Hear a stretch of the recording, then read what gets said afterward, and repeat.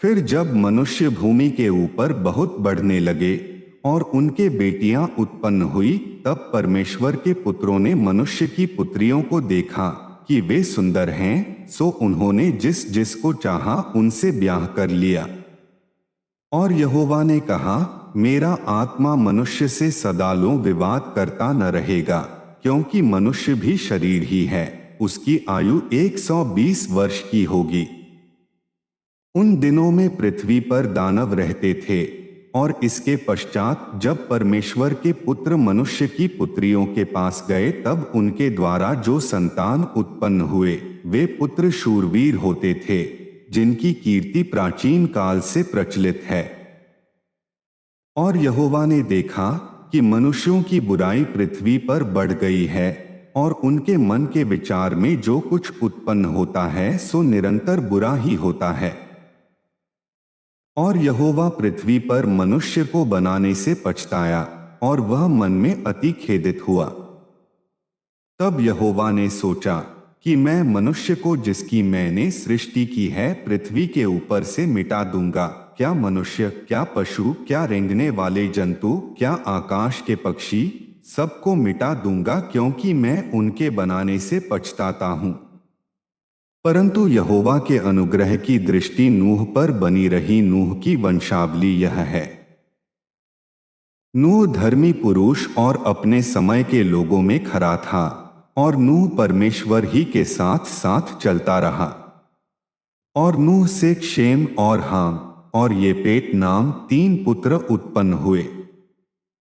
उस समय पृथ्वी परमेश्वर की दृष्टि में बिगड़ गई थी और उपद्रव से भर गई थी। और परमेश्वर ने पृथ्वी पर जो दृष्टि की तो क्या देखा कि वह बिगड़ी हुई है, क्योंकि सब प्राणियों ने पृथ्वी पर अपनी अपनी चाल चलन बिगाड़ ली थी।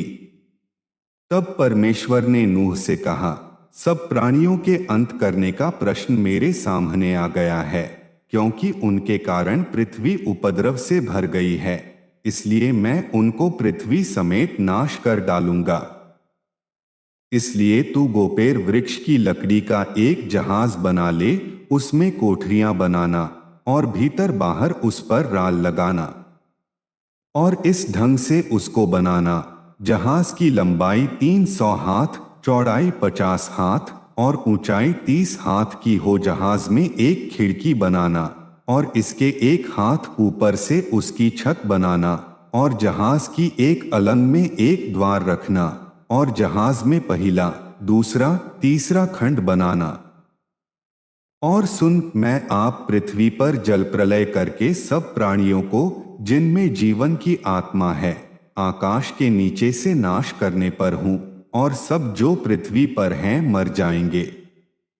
परंतु तेरे संग मैं वाचा बांधता हूं, इसलिए तू अपने पुत्रों, स्त्री और बहुओं समेत जहाज में प्रवेश करना। और सब जीवित प्राणियों में से तू एक एक जाति के 2-2 अर्थात एक नर और एक मादा जहाज में ले जाकर अपने साथ जीवित रखना। एक एक जाति के पक्षी और एक एक जाति के पशु और एक एक जाति के भूमि पर रेंगने वाले, सब में से 2-2 तेरे पास आएंगे कि तू उनको जीवित रखे।